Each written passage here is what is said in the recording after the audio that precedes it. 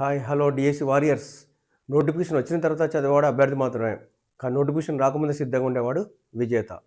SS బయాలజీకి స్వాగతం. నేను మీ Sambasiva sir.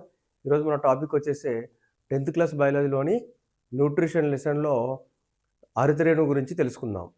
ఓకేనా? క్లాస్లోకి వెళ్ళే కంటే ముందు ఒక ప్రశ్న వేస్తాం, మీకు కనుక ఆన్సర్ తెలిస్తే కామెంట్ చేయండి.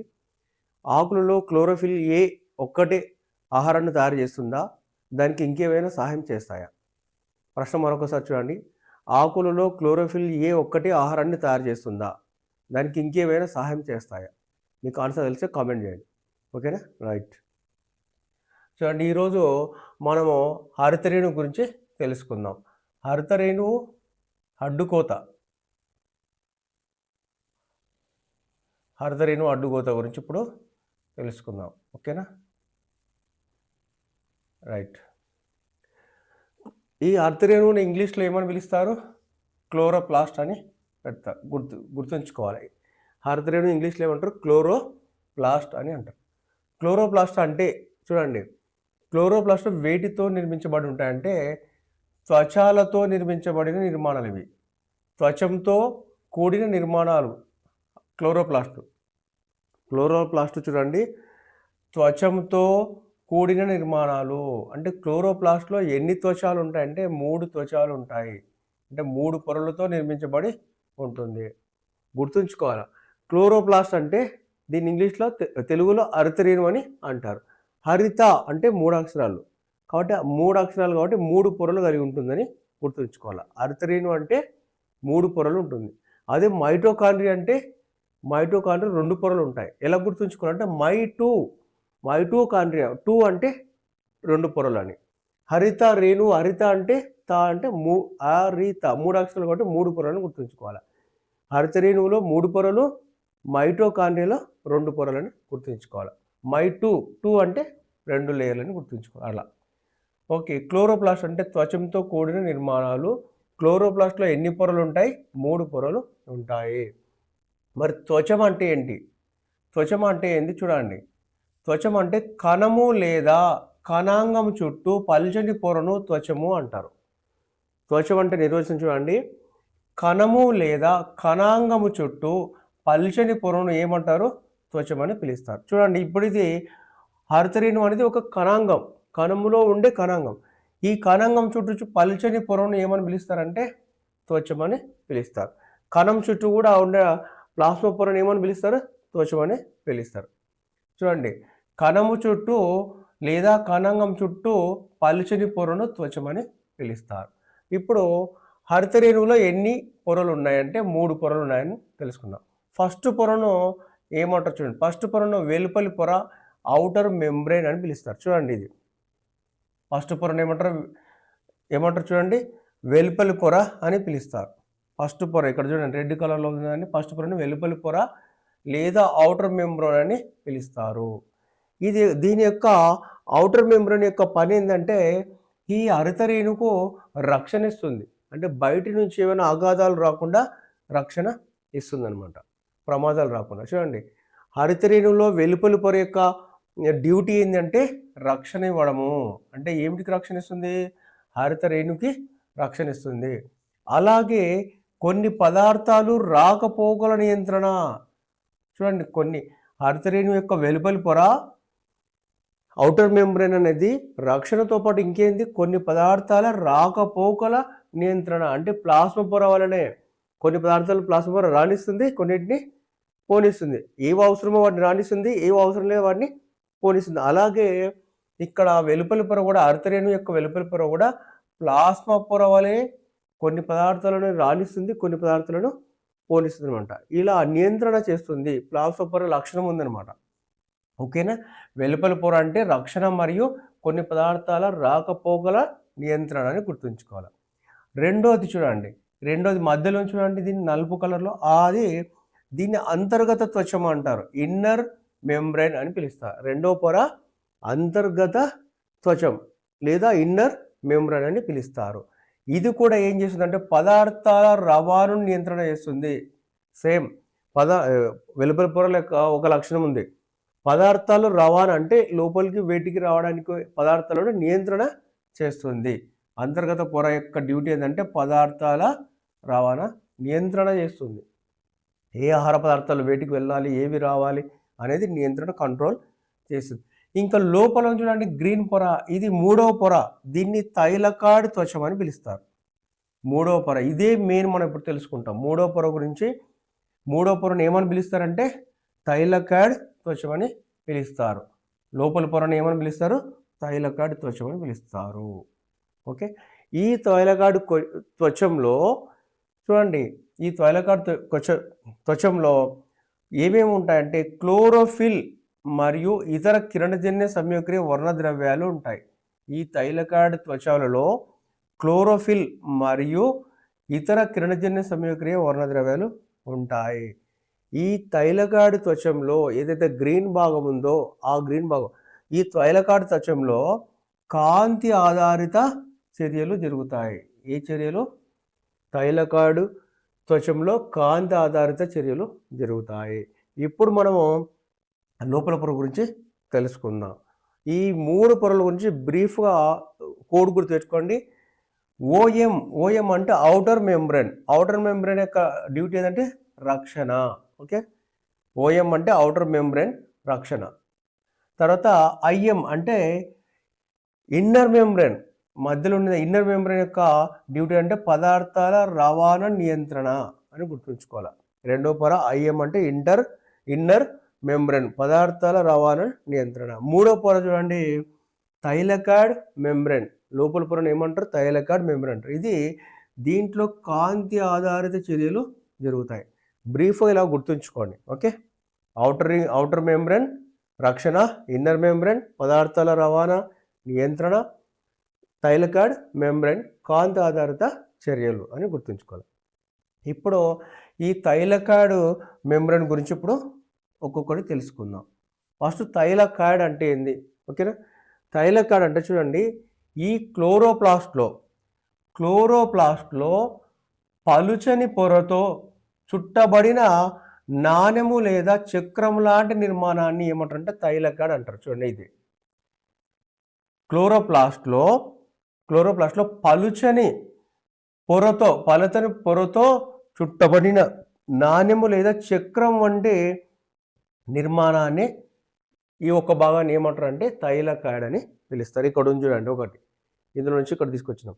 తైలకాడ్ అంటే క్లోరోప్లాస్ట్లో పలుచని పొరతో చుట్టబడిన నాణ్యమాకారం లేదా చక్రములాగా ఉండే దాన్ని ఏమంటారు అంటే తైలకాడ్ అని అంటారు. ఇక్కడ ఉంది చూడండి తైలకాడ్.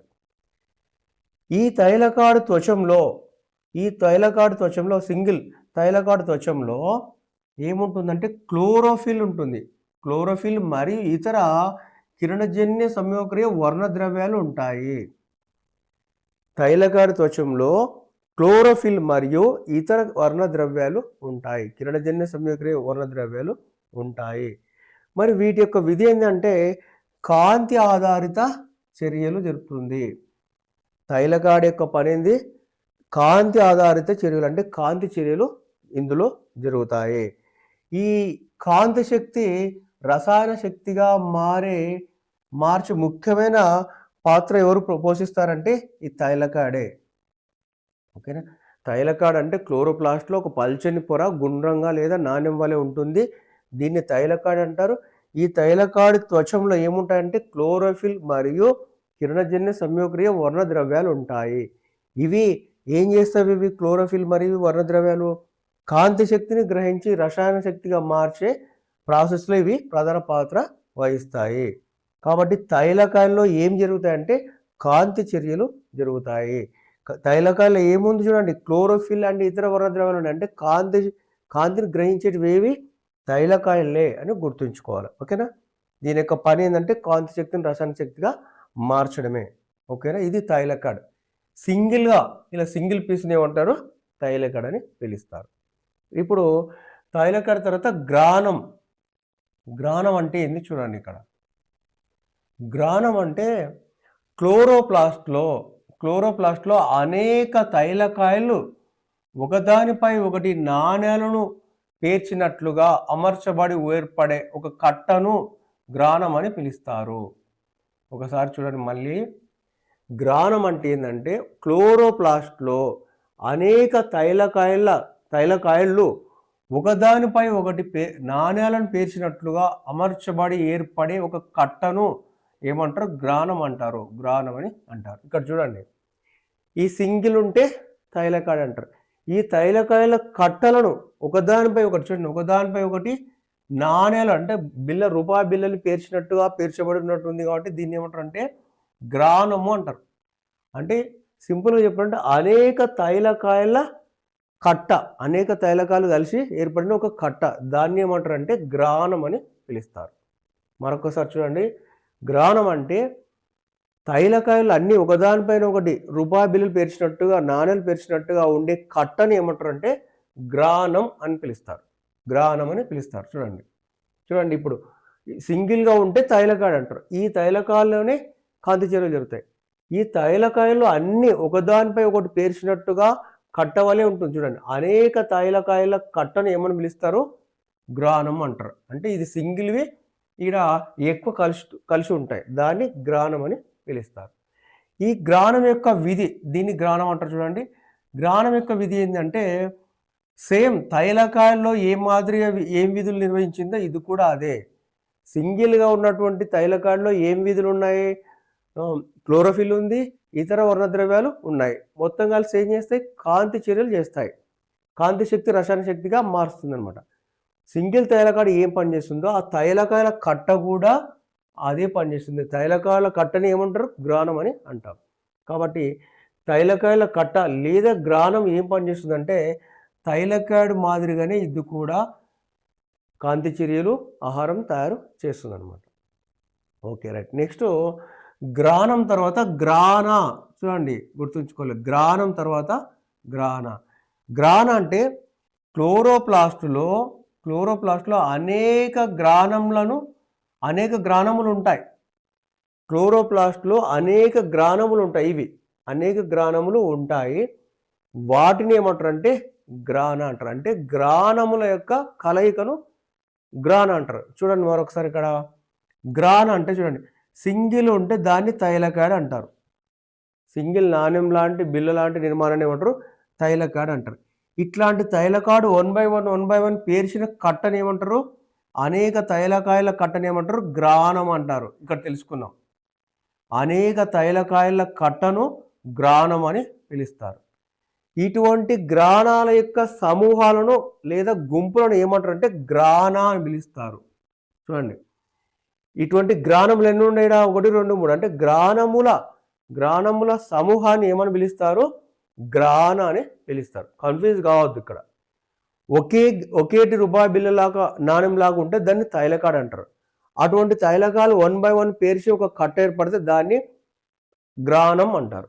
ఇటువంటి గ్రానముల సమూహం ఉంటే దాన్ని గ్రాన అని పిలుస్తారు. చూడండి, అనేక గ్రానముల సమూహాలను ఏమని పిలుస్తారు? గ్రాన అని పిలుస్తారు. ఓకేనా, రైట్.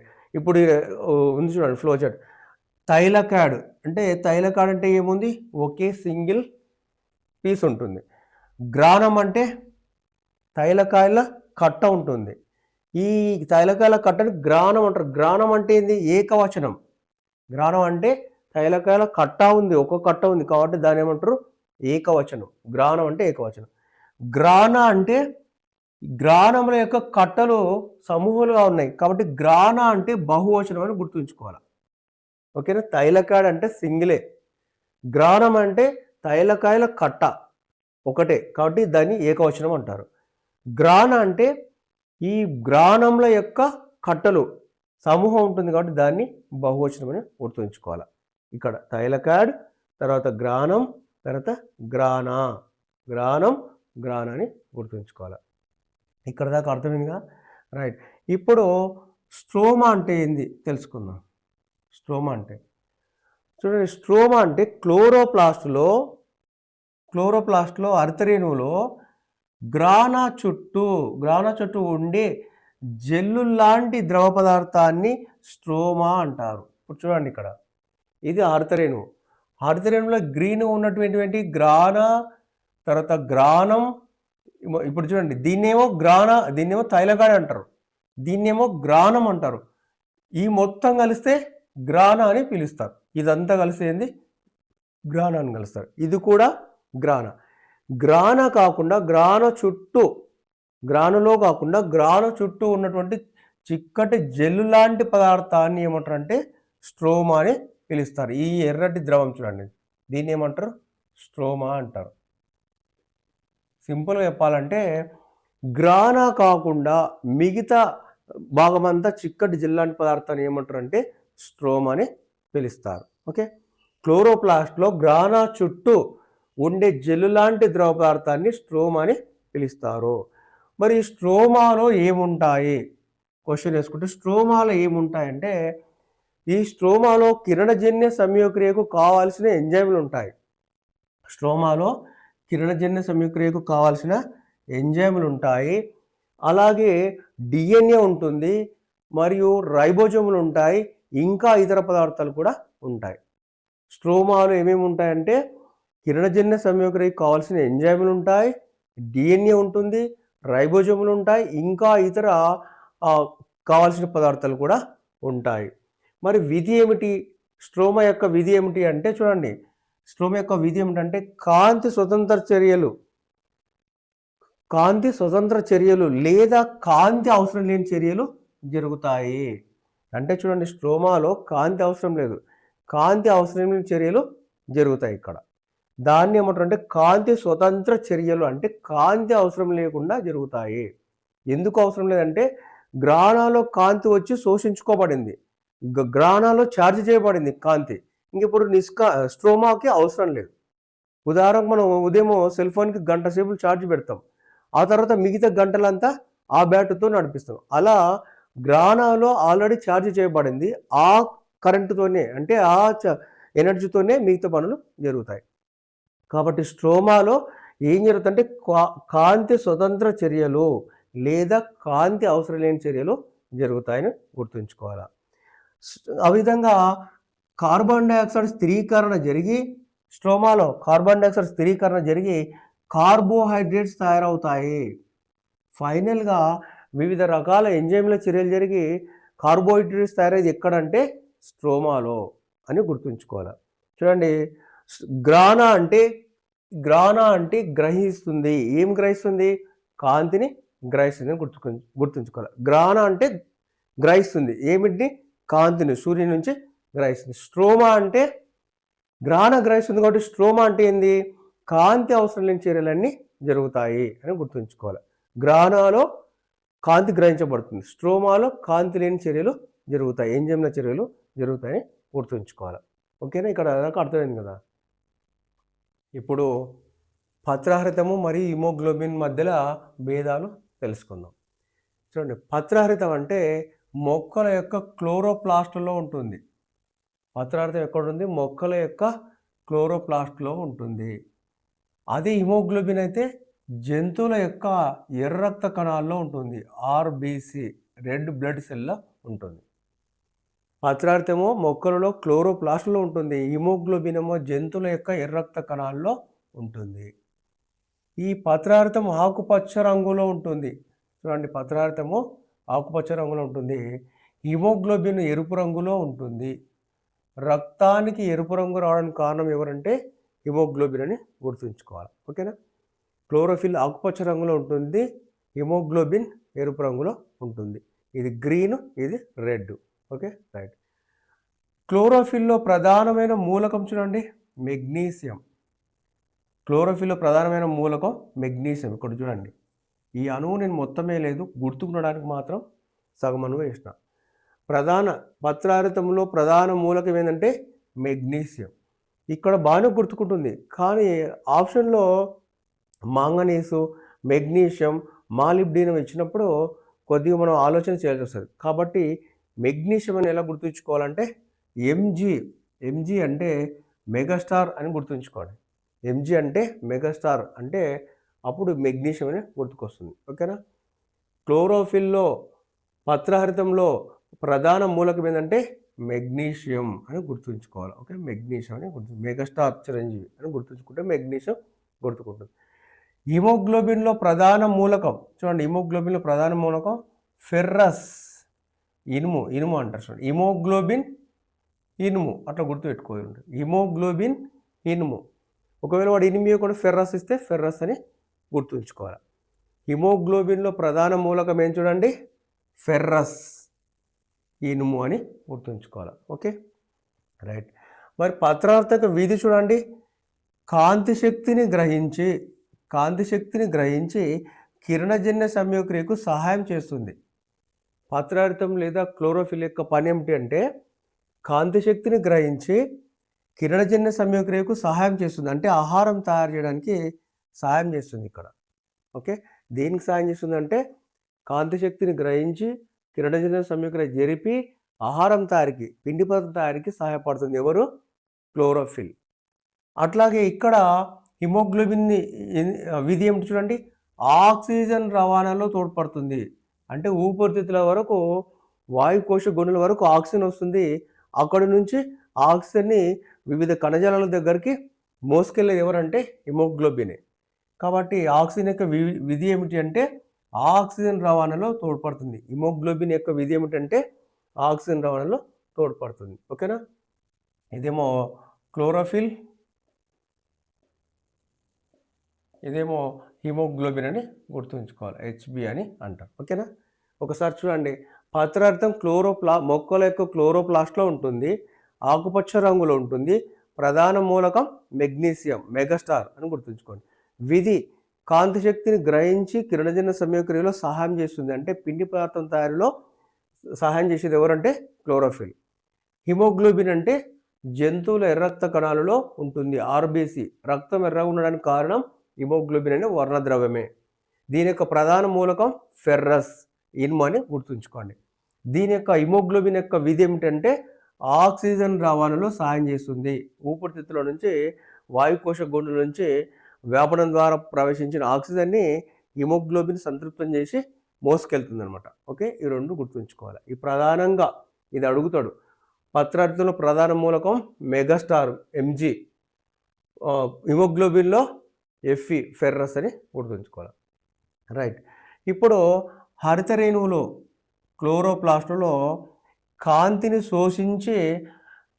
శోషించే పదార్థాలను ఏమంటారు అంటే కిరణజన్య సంయోగక్రియ వర్ణద్రవ్యాలు అంటారు.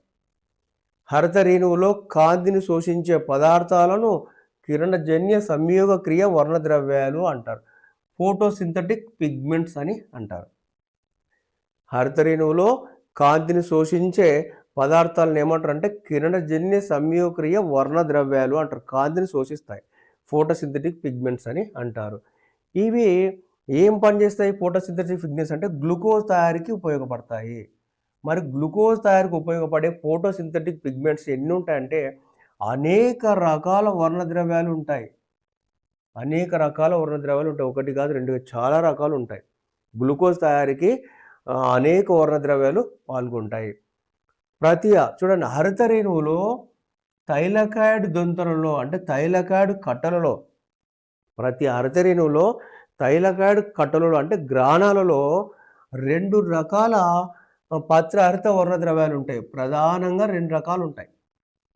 చాలా ఉంటాయి, అనేక రకాల వర్ణద్రవ్యాలు ఉంటాయి, కానీ ప్రధానంగా మనం ఇప్పుడు చెప్పుకోబోయేవి ఏంటంటే హరిత రేణువుల్లో థైలకాయిడ్ దొంతలలో అంటే గ్రాణంలలో 2 రకాల హరిత వర్ణద్రవ్యాలు ఉంటాయి. ఎన్ని అంటే 2 రకాలని గుర్తుంచుకోవాలి. ప్రధానంగా 2 రకాలు. అవి క్లోరోఫిల్ ఏ, క్లోరోఫిల్ బి అని గుర్తుంచుకోవాలి. ఓకేనా. హరిత రేణువులో కాంతిని శోషించే పదార్థాలను ఏమంటారు? కిరణజన్య సంయోగక్రియ వర్ణద్రవ్యాలు అంటారు, ఫోటోసింథటిక్ పిగ్మెంట్స్ అంటారు. గ్లూకోజ్ తయారీలో ఇవే ఉపయోగపడతాయి. మరి ఎన్ని ఉంటాయంటే చాలా ఉంటాయి, కానీ ప్రధానంగా థైలకాయిడ్ దొంతలలో గ్రాణంలో 2 రకాల వర్ణద్రవ్యాలు ఉంటాయి. అవి క్లోరోఫిల్ ఏ మరియు క్లోరోఫిల్ బి అని గుర్తుంచుకోవాలి. ఓకేనా. ఇప్పుడు క్లోరోఫిల్ ఏ, క్లోరోఫిల్ బికి మనము మొదట్లో అడిగిన ప్రశ్నకు సమాధానం ఇక్కడ దొరుకుతుంది. ఓకేనా, మీరు ఇప్పుడు క్యాచ్ చేసుకోండి. క్లోరోఫిల్ ఏ అంటే థైలకాయిడ్ త్వచంలో ఉంటుంది. మీకు గుర్తుకు రావాలి, థైలకాయిడ్ త్వచం అంటే ఏంది? ఒక నాణ్యంలాగా ఉంటుంది కదా, ఆ త్వచంలో ఇది ఉంటుంది. థైలకాయిడ్ త్వచంలో క్లోరోఫిల్ ఏ ఉంటుంది. ఈ క్లోరోఫిల్ ఏ కలర్లో ఉంటుందంటే చూడండి, నీలి ఆకుపచ్చ వర్ణద్రవ్యం. నీలి ఆకుపచ్చ వర్ణ, బ్లూ గ్రీన్ అని గుర్తుంచుకోవాలి. Blue green. ఏ నీలి అని గుర్తుంచుకోవాలి. ఓకేనా? ఏ అంటే నీలి కలర్ అని గుర్తుంచుకోవాలి. రైట్. ఏ అంటే నీలి చిత్రాలు అని ఉంటుంది కదా, అలా ఏ అంటే నీలి చిత్రాలు అట్లా గుర్తుంచుకోండి. కన్ఫ్యూజ్ అవుతాం అనుకుంటే ఏ అంటే నీలి చిత్రాలు అలా. ఓకే. నీలి ఆకుపచ్చ రంగులో ఉంటుంది. క్లోరోఫిల్ ఏ ఏ రంగు అంటే నీలి ఆకుపచ్చ రంగు లేదా బ్లూ గ్రీన్, బీజీ బీజీ అని గుర్తుంచుకోండి. ఓకేనా? Blue green. ఏ అంటే బీజీ. ఓకే. ఇది ప్రధాన కిరణజన్య సంయోక్రియ వర్ణద్రవ్యం, మెయిన్ ఫోటోసింథటిక్ పిగ్మెంట్. అంటే దీని ద్వారానే ఎక్కువ ఏం జరుగుతుంది, కాంతి శక్తిని గ్రహించడం జరుగుతుంది. కాబట్టి ప్రధాన కిరణజన్య సంయోక్రియ వర్ణద్రవ్యం ఏది అంటే క్లోరోఫిల్ ఏ అని గుర్తుంచుకోవాలి. ఓకేనా? మెయిన్ ఫోటోసింథటిక్ పిగ్మెంట్ అంటే క్లోరోఫిల్ ఏ. ఇది ఏం చేస్తుందంటే కాంతి శక్తిని గ్రహించి కిరణజన్య సంయోక్రియ నేరుగా పాల్గొంటుంది. కాంతి శక్తిని గ్రహించి కిరణజన్య సంయోక్రియలో నేరుగా పాల్గొనేది ఏంటంటే క్లోరోఫిల్ ఏ. నెక్స్ట్ బి చూద్దామండి. ఇది కూడా తైలకాడు త్వచంలోనే ఉంటుంది. తైలకాడ్ అంటే గుండ్రటి నాణ్యము అని గుర్తుంచుకోండి. తైలకాడు త్వచంలో ఉంటుంది. ఏది? క్లోరోఫిల్ బి కూడా. ఇది పసుపు ఆకుపచ్చ రంగులో ఉంటుంది, ఎల్లో గ్రీన్. ఇక్కడ గ్రీన్ ఉంది, అక్కడ గ్రీన్ ఉంది. మొదట మాత్రమే చూడండి, ఇక్కడ నీళ్ళు వచ్చింది, అక్కడ పసుపు వచ్చింది. కాబట్టి ఇక్కడ గ్రీన్ అక్కడ గ్రీన్ గుర్తుపెట్టుకోవాల్సిన అవసరం లేదు. కేవలం ఇక్కడ ఏ అంటే నీలి అని గుర్తుంచుకుంటే బి అంటే పసుపు అని ఆటోమేటిక్గా గుర్తుకొస్తుంది. ఏ చిత్రాలు అంటే ఏంది? నీలి చిత్రాలు అని తెలుసు కదా మనకు.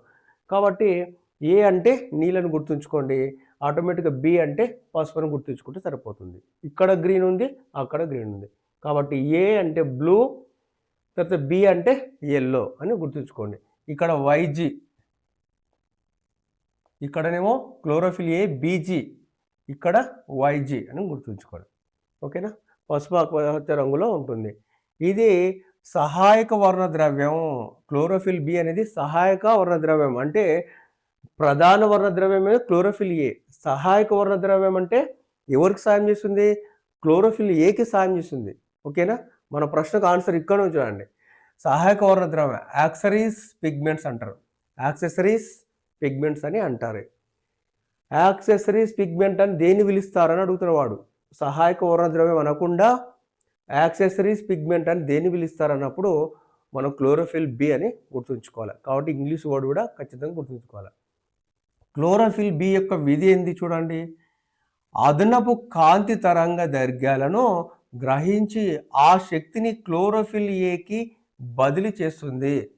గుర్తుంచుకోవాలి. ఇది అదనపు కాంతి తరంగ దైర్ఘ్యాలను గ్రహించి ఆ శక్తిని క్లోరోఫిల్ ఏకి బదిలీ చేస్తుంది.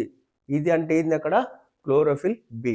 కాబట్టి ఇది హెల్పింగ్ చేస్తుంది, దీనికి సపోర్ట్ ఇస్తుంది. మెయిన్ రోల్ ఇది క్లోరోఫిల్ ఏ. క్లోరోఫిల్ బి అనేది ఏకి సపోర్ట్ ఇస్తుంది. సహాయక వర్ణద్రవ్యాన్ని గుర్తుంచుకోవాలి. ఓకేనా? రైట్. ఇది తైలకాడు త్వచంలో ఉంటుంది, అది తైలకాడు త్వచంలో ఉంటుంది. ఇది నీలి ఆకుపచ్చ, అది పసుపు ఆకుపచ్చ. ప్రధాన కిరణజన్య సంయోక్రియ వర్ణద్రవ్యం సహాయక వర్ణద్రవ్యం, యాక్సెసరీస్ పిగ్మెంట్ అంటారు. ఓకే. ఇది నేరుగా కాంతి శక్తిని గ్రహించి కిరణజన్య సంయోగంలో పాల్గొంటుంది. ఇది అదనపు తరంగ దైర్ఘ్యాలను గ్రహించి ఆ శక్తిని క్లోరోఫిల్ ఏకి ట్రాన్స్ఫర్ చేస్తుంది అనమాట. ఓకేనా? రైట్. సింపుల్ గుర్తుంచుకోవాలంటే క్లోరోఫిల్ ఏ ప్రధాన, ఏ అంటే మనకు తెలుసు, ఏ అంటే ఫస్ట్ ర్యాంకు ప్రధానం అని అర్థం, ఏ గ్రేడ్ అంటే. కాబట్టి క్లోరోఫిల్ ఏ ప్రధాన వర్ణద్రవ్యం, బి సహాయక వర్ణద్రవ్యం గుర్తుంచుకోవాలి. ఏ అంటేనే ప్రధానం, ఏ ర్యాంకు, తర్వాత బి అంటే సహాయం, అట్లా గుర్తుంచుకోవాలి. క్లోరోఫిల్ ఏ ప్రధాన వర్ణద్రవ్యం అన్నప్పుడు క్లోరోఫిల్ బి ఆటోమేటిక్గా సహాయ వర్ణద్రవ్యం అనమాట. ఓకేనా? రైట్. ప్రతి తైలకాడు అంటేనే మనకి ఏం గుర్తుకు రావాలి? రూపాయి బిల్ల గుర్తుకు రావాలి. చూడండి, రౌండ్గా ఉండే ఒక బిల్ల గుర్తుకు రావాలి. ఇలా ప్రతి తైలకాయల్లో దాదాపు 250 నుంచి 400 వర్ణద్రవ్య అణువులు కలిసి, ప్రతి తైలకాయల్లో దాదాపు 250 నుంచి 400 వర్ణద్రవ్య అణువులు కలిసి కాంతి శోషణ సముదాయము ఏర్పడ్డాయి? కాంతి శోషణ సముదాయము ఏర్పడ్డాయి. దీన్ని లైట్ హార్వెస్టింగ్ కాంప్లెక్స్ అంటారు. అంటే ఇవన్నీ కలిసి ఒకేసారి కాంతి శక్తిని ఆకర్షిస్తాయి అన్నమాట, శోషించుకుంటాయి. కాబట్టి ప్రతి తైలకాయల్లో ఎన్ని వర్ణధనువులు అంటే 250 నుంచి 400 వర్ణధనువులు కలిసి గుంపు కలిసి దాన్ని ఏమంటారు అంటే కాంతి శోషణ సముదాయం అంటారు. లైట్ హార్వెస్టింగ్ కాంప్లెక్స్ అని పిలుస్తారు. దీన్ని షార్ట్కట్గా ఎల్హెచ్సి అని గుర్తుపెట్టుకోవాలి. లైట్ హార్వెస్టింగ్ కాంప్లెక్స్ అని ఏర్పడతాయి. ఇది క్వశ్చన్ అడగవచ్చు, ప్రతి తైలకాయల్లో ఎన్ని వర్ణద్రవ్య అణువులు కలిసి కాంతి శోషణ సముదాయం లేదా ఎల్హెచ్సి లైట్ హార్వెస్టింగ్ కాంప్లెక్స్గా ఏర్పడతాయి అన్నప్పుడు 250 నుంచి 400, 200 నుంచి 400, 200 నుంచి 300 ఇచ్చే అవకాశం ఉంది. కాబట్టి నంబరు గుర్తుంచుకోవాలి, 250 నుంచి 400. ఓకేనా, రైట్. ఎల్హెచ్సిగా ఏర్పడతాయి, లైట్ హార్వెస్టింగ్ కాంప్లెక్స్గా ఏర్పడతాయి. లైట్ హార్వెస్టింగ్ కాంప్లెక్స్లో ఏమేమి వర్ణ ద్రవ్య అణువులు ఉంటాయి ఒకసారి గుర్తుంచుకోండి. లైట్ హార్వెస్టింగ్ కాంప్లెక్స్లో ఏమేమి ఉంటాయంటే క్లోరోఫిల్ ఏ ఉంటుంది, క్లోరోఫిల్ బి ఉంటుంది, ఇంకా ఇతర వర్ణ ద్రవ్యాలు కూడా ఉంటాయి. కెరోటినాయిడ్స్ అట్లాంటి జాంతఫిల్స్ అట్లాంటివి కూడా ఇంకా ఉంటాయి. కాబట్టి ఎల్హెచ్సి లైట్ హార్వెస్టింగ్ కాంప్లెక్స్లో ప్రధానంగా ఏమేమి ఉంటాయి, క్లోరోఫిల్ ఏ, క్లోరోఫిల్ బి, ఇతర వర్ణ ద్రవ్యాలు ఉంటాయి. ఓకేనా. ప్రతి క్లోరోఫిల్లో చూడండి ఎల్హెచ్సిని అంటే లైట్ హార్వెస్టింగ్ కాంప్లెక్స్ను కిరణజన్య సంయోగ క్రియ ప్రమాణాలని కూడా అంటారంట. ఒకసారి చూడండి, కాంతి శోషణ సముదాయం లేదా లైట్ హార్వెస్టింగ్ కాంప్లెక్స్ని ఏమని పిలుస్తారంటే కిరణజన్య సంయోగ ప్రమాణాలని పిలుస్తారంట. ఎందుకు కాంతి శోషణ సముదాయాలను కిరణజన్య సంయోగక్రియ ప్రమాణాలని అంటారు అంటే కిరణజన్య కావాల్సిన కాంతిని శోషించేటివి ఇవే, ఇట్లాంటివి అన్ని కలిసి శోషించడం వల్లనే కిరణజన్య సంయోగక్రియ జరుగుతుంది. కాబట్టి ఇవి లేకపోతే కిరణజన్య సంయోగక్రియనే లేదు. అందుకనే కాంతి శోషణ సముదాయాలను ఏమని పిలుస్తారు, ఇంకో పేరంటే కిరణజన్య సంయోగక్రియ ప్రమాణాలు. కిరణజన్య సంయోగక్రియకి ఇవే మెయిన్. కాబట్టి ఆ విధంగా కాంతి శోషణ సముదాయాలు లేదా లైట్ హార్వెస్టింగ్ కాంప్లెక్స్ని ఏమని పిలుస్తారంటే కిరణజన్య సంయోగ క్రియ ప్రమాణాలని పిలుస్తారు. ఇలా క్లోరోప్లాస్ట్లో హరితరేణువులో అధిక సంఖ్యలో ఉండే లైట్ హార్వెస్టింగ్ కాంప్లెక్స్ లేదా కిరణజన్య సంయోగక్రియ ప్రమాణాలు, చూడండి లైట్ హార్వెస్టింగ్ కాంప్లెక్స్నే కిరణజన్య సంయోగక్రియ ప్రమాణాలని అంటారు. క్లోరోప్లాస్ట్లో అధిక సంఖ్యలో ఉండే లైట్ హార్వెస్టింగ్ కాంప్లెక్స్ లేదా కిరణజన్య సంయోగక్రియ ప్రమాణాలు అన్నీ కలిసి కిరణజన్య సంయోగక్రియను సంయుక్తంగా జరుగుతాయి, సంయుక్తంగా నిర్వహిస్తాయి. అంటే అన్నీ ఒకేసారి నిర్వహిస్తాయి. ఉదాహరణకు మనం టార్చ్ లైట్లో బల్బులను ఎన్ని పెడతాం ఏమంటారు, ఘటాలను ఎన్ని పెడతాము, 1, 2, 3 ఇట్లా పెడితేనే ఎక్కువ పవర్ వస్తుంది, ఒక్కొక్క ఘటం పెడితే రాదు. అట్లా ఇక్కడ కూడా కాంతి శోషణ సముదాయాలు ఇండివిజువల్గా కాకుండా అన్నీ కలిసి చూడండి, కాంతి శోషణ సముదాయాలు అన్నీ కలిసి ఒకేసారి సంయుక్తంగా నిర్వహించడం వల్ల అప్పుడు నీటి అణువు విడిపోవడము, తర్వాత హైడ్రోజన్ విడిపోయి ఆక్సిజన్ ఇట్లా విడిపోవడము, కార్బన్ డైఆక్సైడ్ కలవడం, ఇవన్నీ జరుగుతాయి. కాబట్టి ఇది బాగా గుర్తుంచుకోవాలి. క్లోరోప్లాస్ట్లో అధిక సంఖ్యలో ఉండే లైట్ హార్వెస్టింగ్ కాంప్లెక్స్ లేదా కిరణజన్య సంయోగక్రియ ప్రమాణాలు అన్నీ కలిసి సంయుక్తంగా నిర్వహించడం వల్ల కిరణజన్య సంయోగక్రియ జరుగుతుందన్నమాట. ఓకేనా, ఇవన్నీ గుర్తుంచుకోవాలి. ఇవన్నీ ఇంపార్టెంట్. చూడండి ఇక్కడ పత్రహరితంలో ప్రధాన మూలకం మెగ్నీషియం, హిమోగ్లోబిన్లో ఫెర్రస్, ఇనుము అని గుర్తుంచుకోవాలి. హరితరేణువులో కాంతి శోషించే పదార్థాలను కిరణజన్య సంయోగక్రియ వర్ణద్రవ్యాలు అంటారు. ప్రధానంగా తైలకాయ దంతుల్లో 2 రకాల క్లోరోఫిల్ ఉంటాయి. క్లోరోఫిల్ ఏ, క్లోరోఫిల్ బి ఉంటుంది. మెయిన్ రోల్ ఏంటంటే క్లోరోఫిల్ ఏ, దీనికి అదనపు రోల్ అంటే ఏంటంటే క్లోరోఫిల్ బి అని గుర్తుంచుకోవాలి. ఓకేనా. కాంతి శోషణ సముదాయం అంటే తైలకాయల్లో 250 నుంచి 400 వర్ణదాలు కలిస్తే దాన్ని కాంతి శోషణ సముదాయం అంటారు. దీన్నే కిరణజన్య సంయోగక్రియ ప్రమాణాలు అని కూడా అంటారు. ఓకేనా, ఇవన్నీ గుర్తుంచుకోవాలి. అన్నీ కలిసి సంయుక్తంగా నిర్వహిస్తాయి, ఇండివిజువల్గా కాదు. ఇది కూడా గుర్తుంచుకోవాలి, సంయుక్తంగా అనేది గుర్తుంచుకోవాలి. ఓకేనా, రైట్. ఈ వీడియో కనుక మీకు నచ్చితే లైక్ చేయండి మరియు మీ ఫ్రెండ్స్కి షేర్ చేయండి. ఇలాంటి మరెన్నో ఇంట్రెస్టింగ్ క్లాసెస్ల కొరకు ఎస్ఎస్ బయాలజీ ఛానల్ని సబ్స్క్రైబ్ చేయండి. అలాగే ప్రతి వీడియో చివరిన మొదటి కామెంట్లో ఈ వీడియోకి సంబంధించి, ఈ క్లాస్కి సంబంధించి ఒక 5 ట్రెండింగ్ మల్టిపుల్ చాయిస్ క్వశ్చన్లు ఇస్తున్నాను. వాటి మీరు చదివి వాటికి ఆన్సర్లు కామెంట్ చేయండి. Thanks for watching. మళ్ళీ నెక్స్ట్ క్లాస్లో కలుద్దాం.